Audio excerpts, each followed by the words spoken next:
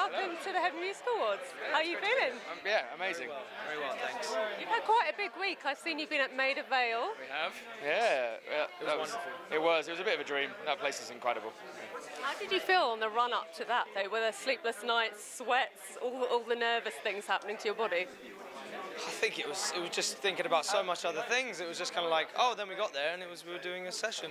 It's an odd thing. There's a lot of build up because it is live. You learn the songs and you do what you can, but then there's nothing that can kind of stop the fact that it's going out live on the radio. So, but then as soon as you start playing, we just looked up at each other and smiled. It was like a normal show, and then it was done. That was it. Yeah. 20 minutes of just flew by. But it was great. And did all your friends and family tune in? Were they all ears to the messages from the mums? Yeah. It was really nice. Really nice. Is that one of those things that really tells your parents, oh, they're doing all right, we don't need to worry about these guys, actually? Kinda, until we ask for money from them. But That never stops. It's always that like, oh, they're doing all right. Yeah. But it's that they're always supportive no matter what we're doing, really. So it's always, they're always there for us. Lovely. And heavy music, can you remember the first heavy band that made you just want to get in a mosh pit and go a bit crazy? yeah, I'm trying to think of the first thing. What was your first mosh pit? I went to see, Chili Peppers when I was about 12 years ago. I didn't go in the mosh pit because I was quite young, but that was the first band that made me want to go. They're not really heavy, but first heavy band was probably Deftones that made me want to go into a mosh pit. But many other bands after that. There's so many. So Good choices. And in terms of heavy music, what does it mean to you? Is it more about just the riffs and the volume, or is it something else to you guys?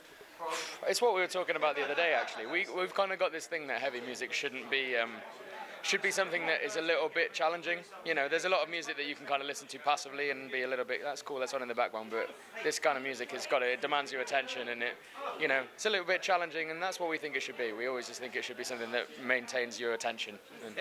It's not just a flash in the pan kind of music like many other things nowadays. It's very much like a culture that's been building for a very long time, was not popular for a very long time, and now back in the limelight being really popular, and just has such a culture of amazing people that follow it and feel it and is part of it. So it's awesome to be a band in that at the same time. It's great. The fact that there's an awards for heavy music now says it all, doesn't it? That it's a good era. Yeah, absolutely. This is great. It's a celebration of a lot of our friends and a lot of bands that we really respect. So.